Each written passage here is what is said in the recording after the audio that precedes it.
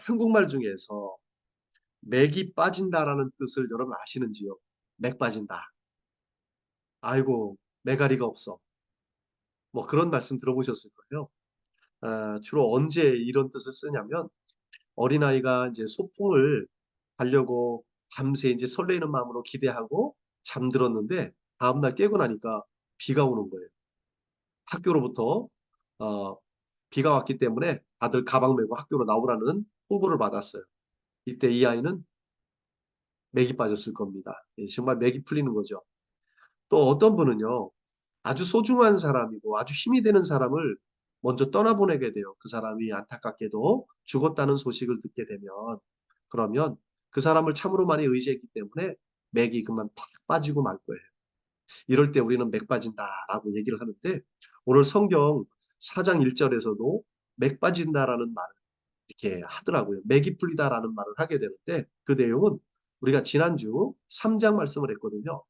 그때에 북쪽의 이스라엘 11지파의 왕 이스보셋과 그의 이인자 아브넬, 군대 장관인 아브넬이 다윗과 계약을 잘 조약을 맺고 올라가도 하는 도중에 요압을 통해서 요압에게 암살을 당하고 말잖아요.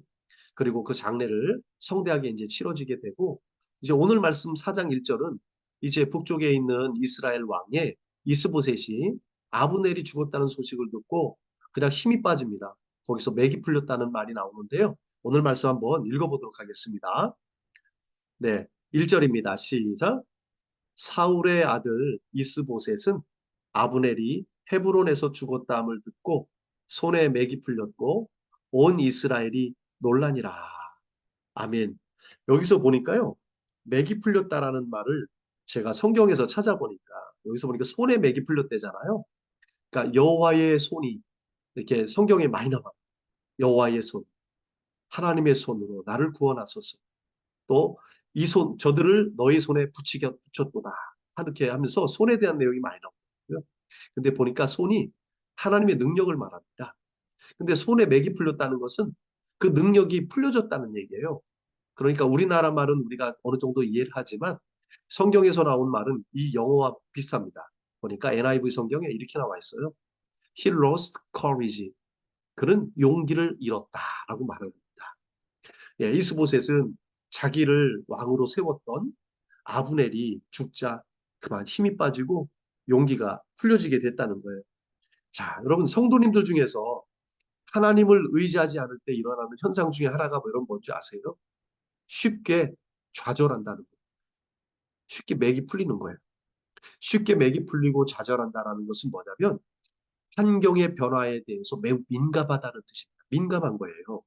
그래서 환경이 조금만 호전되면 기뻐하다가 조금만 악화되면은 그냥 좌절합니다. 슬퍼하게 되고요. 이거를 한국말로 뭐라 그러냐면 일희일비한다고 그래요. 작은 일에 웃고 작은 일에 슬퍼한다는 거죠. 여러분 사람이 이렇게 기분이 들쑥날싹하면 안 되거든요. 근데 하나님을 믿는다고 하면서도 정작 봐야 할 하나님의 섭리를 믿지 못하기 때문에 우리가 이렇게 신앙인들조차 일희일비 손에 맥이 풀리는 일이 쉽게 일어나는 일이에요. 여러분 시편에 이런 좋은 말씀이 있습니다. 시편 112편 6절에서 7절 말씀인데 한번 읽어보겠습니다. 그는 영원히 흔들리지 아니하며 의인은 영원히 기억되리로다. 그는 흉한 소문을 두려워하지 아니하며 여호와를 의뢰하고 그의 마음을 굳게 정하였도다. 아멘. 자, 여기서 말하는 그는이라는 주어가 있잖아요. 이 가주어를 보면 누구를 말하느냐면 뒤에 의인을 말하는 겁니다. 그 의인은 영원히 흔들리지 아니하며 의인은 영원히 기억되리로다. 그는 흉한 소문을 두려워하지 않는데요. 흉한 소문을 오늘 듣고 이스보셋은 맥이 풀렸습니다. 그런데 의인은 흉한 소문을 듣고서도 두려워하지 않아요. 왜냐하면 여호와를 의뢰하고 그 마음을 굳게 정하였기 때문입니다. 여러분 우리 성도는 그런 거예요. 흉한 소식을 듣고도 두려워하지 않아요. 왜냐하면 여호와를 의뢰하고 우리가 하나님을 믿는 믿음 가운데 굳건히 있기 때문입니다. 여러분 우리가 그때 그 사람의 인생의 기초가 무엇인지 잘 드러나요. 어떻게 흔들리느냐, 흔들리지 않느냐. 그러니까 저 사람은 자신을 기초로 삼았으면 흔들거리고요. 하나님을 반석으로 기초 삼잖아요. 그럼 결코 흔들리지 않습니다. 구약 성경에 보면 히스기야, 여러분 히스기야 왕을 기억하시나요? 나라에 위기가 생겼습니다. 아수르의 사네립 왕이 군사를 이끌고 쳐들어와서 편지를 써서 위협했습니다. 야, 이제 항복해라. 니네는 다 끝났어. 라고 했을 때 얼마나 두려웠겠습니까? 이미 북이스라엘은요, 어, 아수르에 의해서 패하고 무너졌습니다. 이제 남쪽 유다 땅도 이제 얼마 남지 않았어요. 그런데 이런 위협 속에서 그가 두려웠겠지만 그는요, 맥이 풀리지 않았습니다. 하나님 앞에 기도하는 자리로 성전에 가거든요. 여호와여, 사내비비 군사를 이끌고 쳐들어와서 우리를 항복을 이렇게 종용하고 있습니다. 그러나 우리가 하나님을 의지하며 하나님께서 이 문제를 해결해 주세요 라고 했을 때 하나님께서 이 문제를 해결해 주고요. 히스기야 왕 때 아수르가 다시 돌아가게 됩니다. 여러분, 이런 기적들이 성경에는 많이 나오죠. 역대하 20장에도 보면요. 여호사밧 왕이 통치를 할 때 주변에 세 개의 연합군들이 쳐들어와요. 그럴 때 국가의 힘은 별로 없는데 마치 계란으로 바위를 치는 것 같은 큰 위기에 쌓이게 됩니다. 이때에 여호사밧 왕이 무엇을 했느냐면 도저히 감당할 길이 없으니까 하나님만 바라봅니다. 오직 주만 바라보나이다 라고 고백을 하게 됩니다. 이때 돕는 사람들이 하나님을 바라보니까 돕는 사람들이 하나님께서 막 붙여주시더라고요. 그때 야실에 있는 선지자가 탁 나타나서 왕과 백성들에게 용기를 보태줍니다. 그때 한 말씀이 이 말씀이에요. 함께 읽겠습니다. 역대하 20장 15절. 너희는 이 큰 무리로 말미암아 두려워하거나 놀라지 말라. 이 전쟁은 너희에게 속한 것이 아니요 하나님께 속한 것이니라. 아멘. 어떤 환경 속에서도요. 손에 맥이 빠지지 마시고 담대하게 나가세요. 여러분 이 전쟁은 여러분에게 속한 것이 아니라 하나님께 속한 것입니다. 정초부터 목사님이 코비드 나이트 걸려갖고 이게 뭐예요? 라고 맥이 풀립니까? 이 맥이 풀릴 것도 못해요. 아니 코비드 나이트 걸린 거 하고 우리가 뭐 힘이 빠질 일이 뭐가 있습니까? 이렇게라도 예배할 수 있는데 사탄은 우리에게 언제나 우리를 절망에 빠뜨리고 낙심하게 만들고 맥이 풀리게 만들어버려요. 그런데 하나님을 믿는 사람들은요. 그리고 구약에서 용맹스러운 왕과 선지자들은요. 우리보다 더 맥 빠지는 일들을 많이 경험했는데 맥 빠지지 않았습니다. 오히려 하나님을 더 든든히 붙잡는 기회가 되었다는 것을 여러분 알고 계시죠? 그래서 어떤 상황 속에서도 반드시 하나님께서 구원하시고 우리를 하나님의 선하신 섭리대로 이끌어 주심을 믿고 담대하게 나갈 수 있기를 축복합니다. 아멘. 여러분 다시 한번 묻습니다. 맥 빠지셨어요? 아니죠? 그럼요. 여러분 우리는 하나님 믿는 성도입니다. 의인은 절대로 의롭다 여김을 받은 자는 절대로 맥 빠지지 않습니다. 흉흉한 소식을 듣고도 흔들리지 않습니다. 오직 하나님만 의지하기 때문입니다. 그런데 하나님이 일하시는 사람은 바로 하나님을 의지하고 의뢰하는 사람만을 하나님 찾으시고 그 사람을 통해서 일하십니다. 그런 성도를 통해서 일하십니다. 그런 교회와 가정을 통해서 일하십니다. 할렐루야. 네, 오늘 이제 4장에 보면 2절부터 이제 보면 이스보셋 왕에게는 군대 장관이 아브넬이었고요. 아브넬이 이제 죽었습니다. 살해당했고요. 아브넬 밑에는 군 지휘관 두 명이 또 있었습니다. 하나는 바나고 하나는 레갑이었었어요. 자, 그의 지파에 대해서 족속에 대해서 나오는데 어느 족속인지 한번 살펴보겠습니다. 시작. 사울의 아들 이스보셋에게 군 지휘관 두 사람이 있으니 한 사람의 이름은 바나이고 한 사람의 이름은 레갑이라. 베냐민 족속 부에롯 사람 림몬의 아들들이더라. 부에롯도 베냐민 지파에 속하였으니. 아멘. 여러분 여기 다시 한번 잘 보세요. 부에롯도 베냐민 지파에 속하였으니. 이 말은 왜 했을까요? 그 말은 원래 베냐민 지파가 아니었다는 얘기입니다. 그러니까 베냐민 지파가 순수 혈통이 아니라는 얘기예요. 예, 실제 부에롯이라는 것은요, 우물들이라는 뜻을 가지고 있는데 사울은 원래 부하들을 등용할 때 자기 지파 사람만 썼습니다. 그러니까 베냐민 지파 사람만 썼어요. 오리지널 베냐민 지파. 그런데 이스보셋의 군 지휘관 두 사람은 오리지널은 아니고요. 어, 나중에 편승된, 합류된 아, 부에롯 사람들이었습니다. 예, 부에롯 사람들이라는 것은 뭐냐면 예전에 여호수아서 우리가 읽다 보면 가나안을 정복해 나가는 과정 가운데 아주 이스라엘 백성들이 너무 두려워 나머지 그들에게 화친을 맺기 위해서 거짓을 하죠. 아주 오래된 빵을 이렇게 굽고 그걸 곰팡이 다 쓸게 만든 걸 가지고 와서 나는 당신들을 위해서 왔는데 멀리서 왔는데 하면서 그들의 마음을 이렇게 뭐라고 해야 되나요? 긍휼히 여김을 받잖아요. 그 지파 이름을 혹시 기억나세요? 족속? 예, 아마 여러분들 입속으로 기본 족속이라고 했을 거예요. 맞습니다. 예, 기본 땅 바로 그 근처에 보면 부에롯이라는 곳이 있거든요. 그곳에 우물들이 좀 있었나 봐요. 그곳에 있었던 사람들이 원래 땅을 뺏고 나서는 베냐민 땅으로 이제 바뀌어지게 되는데 이때 베냐민 지파에 속하게 된 것입니다. 자, 그러다 보니까 어떻게 보면 원래는 이방이었던 것이죠. 자, 이들이 일찍 3절에 보면 읽겠습니다. 일찍이 부에롯 사람들이 깃다임으로 도망하여 오늘까지 거기에 우거함이더라. 이렇게 베냐민 지파에 불려서 이렇게 군 지휘관으로 불려지게 된 것입니다. 자, 이제 요거 다음에 4절에 여러분 갑자기 뜬금없이 4절에 무비보셋이라는 얘기가 나옵니다. 4절만 딱 나와요. 그리고 5절서부터는 안 나옵니다. 4장의 4절에만 유일하게 사울의 아들 요나단에게 아들이 있었는데 다리 저는 아들 하나가 있었으니 이름은 무비보셋이라. 전에 사울과 요나단이 죽은 소식이 이스라엘에서 올 때에 그의 나이가 5살이었는데 유모가 안고 도망할 때 급히 도망하다가 아이가 떨어져 절개되었더라. 이렇게 얘기를 합니다. 네, 유모가 안고 도망을 했는데 어떻게 떨어뜨렸는지 아이가 그만 다리가 핸디캡을 갖고 말았습니다. 네, 이렇게 4절에 갑자기 왜 우리는 성경을 읽을 때 그냥 막 읽으면 안 돼요. 항상 여러분 정신을 차리고 읽어야 됩니다. 그리고 뇌를 막 움직여야 돼요.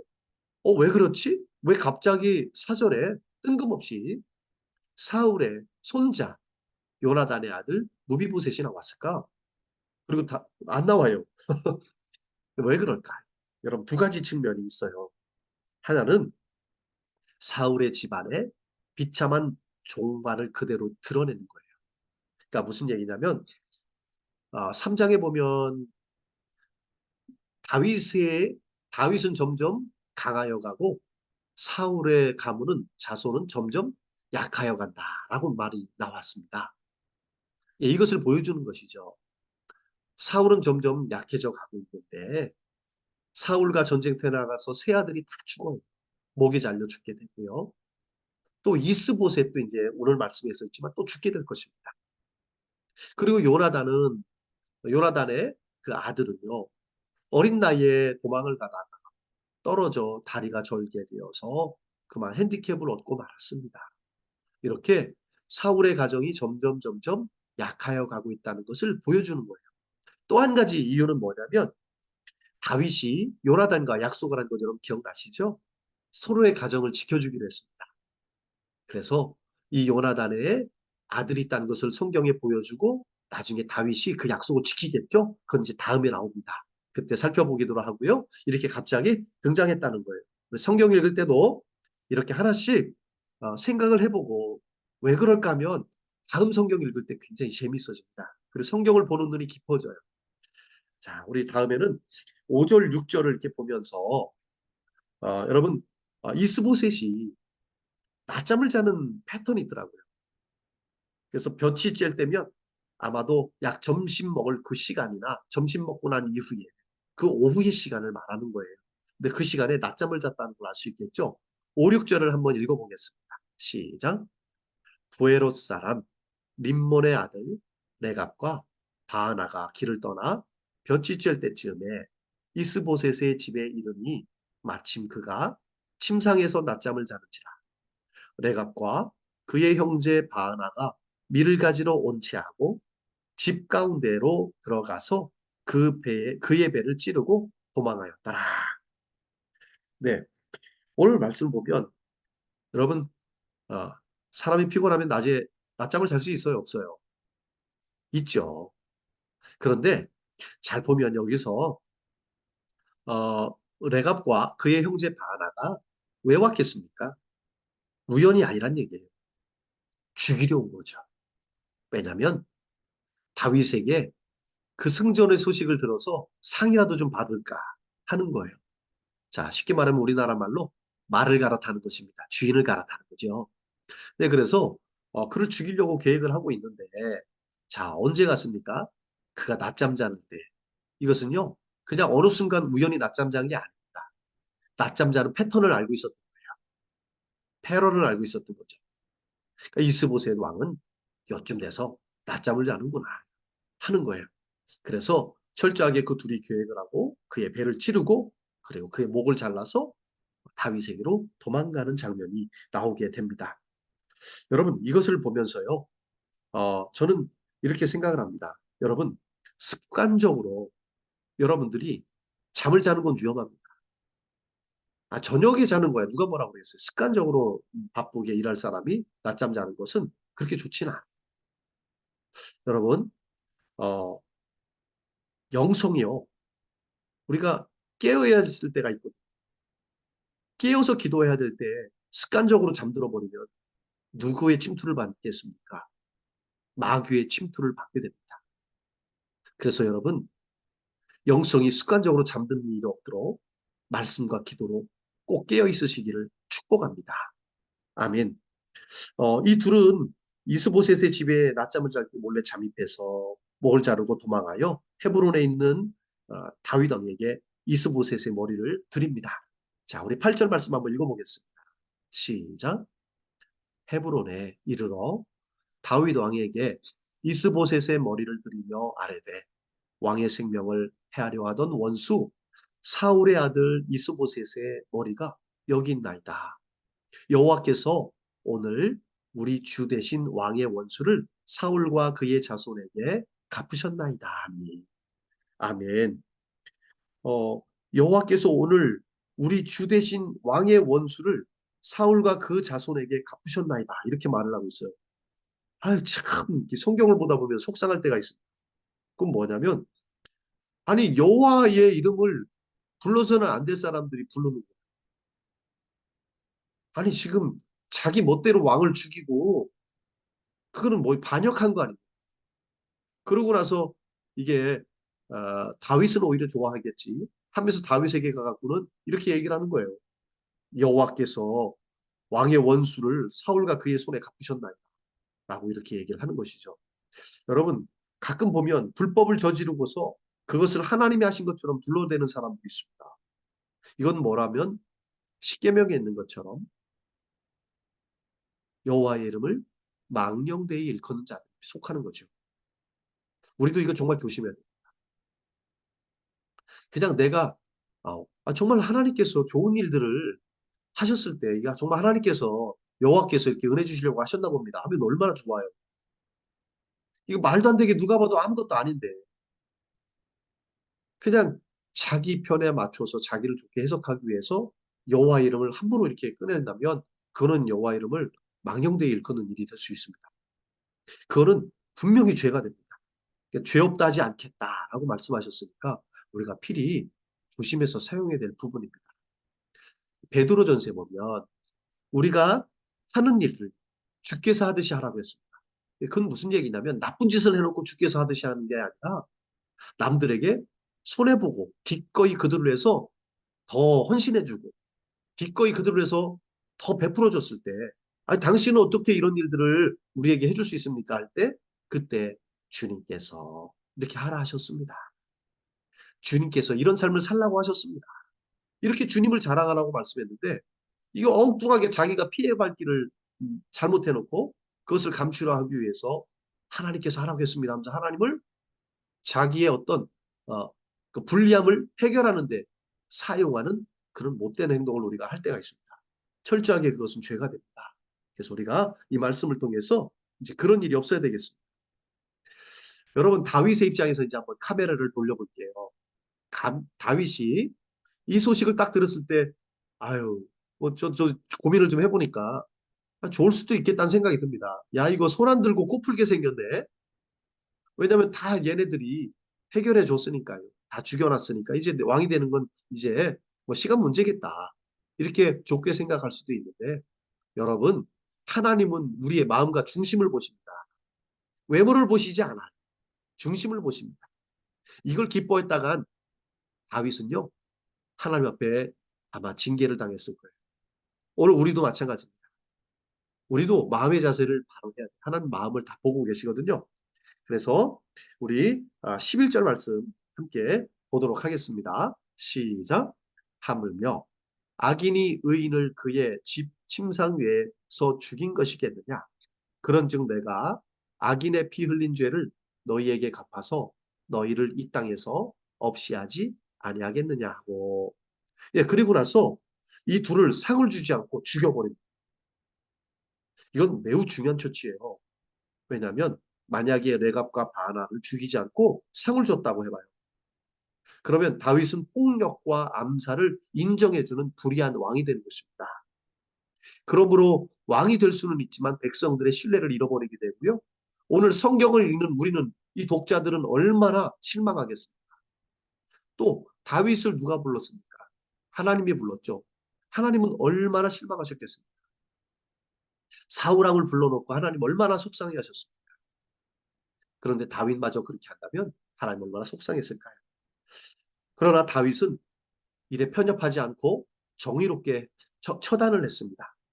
이런 편법과 불법을 통해서 나라가 세워지는 것은 하나님 원하지 않아요. 교회도 마찬가지입니다. 편법과 불법으로 분립 및 경합을 하거나 합병을 하거나 교회가 세워지면 안 됩니다. 교회 다윗에게 호의를 가지고 찾아온 레갑과 바하나를 죽임으로써 하나님의 공의를 이루고 정의로운 하나님 나라의 이스라엘을 세우게 되었던 거예요. 그래서 다윗 왕이 훌륭한 것입니다. 여러분 오늘 말씀을 읽으면서 저는 이렇게 생각해 봅니다. 사장을 읽으면서 사울 마지막, 그러니까 사울의 마지막 아들 이스보셋마저 죽게 됩니다. 그러면서 왜 사울은 기름 부음을 받았음에도 불구하고 그와 자손들이 잔혹하게 죽게 되었을까 하는 의문을 품게 되었습니다. 여러분 그렇잖아요. 이스라엘에서 기름 부음 받은 사람 딱 두 사람이 있었습니다. 첫 번째는 사울이었고요. 둘째는 다윗이었습니다. 둘 다 왕이 될 사람이었습니다. 그런데 하나님께서 기름 부으셨던 이렇게 사울이 그리고 그 가문들이 이렇게 점점 망하는 것을 보면서 참 속상하기도 하고 왜 그랬을까? 왜 기름 부는 가정이 그렇게 망해갈까라는 그런 의구심이 들기 시작했습니다. 자, 그런데 여러분 여기서부터 보면 3장 1절에 보면 이런 내용이 나와요. 다윗은 점점 강하여 가고 사울의 집은 점점 약하여 가느니라 하는 점점이라는 단어가 있어요. 점점이라는 건 뭐죠? 점점이라는 건 일시적으로 단번이라는 뜻이 아니에요. 조금씩 약해져 갔다는 얘기예요. 자, 그러면 뭘까요? 제가 생각했던 것이 이겁니다. 그의 아들들 이스보셋 왕이 이제 마지막 남은 사울의 아들이었는데 점점 약해져 가는 것을 본인도 알았습니다. 그러면 돌이켰으면 어떻게 됐을까?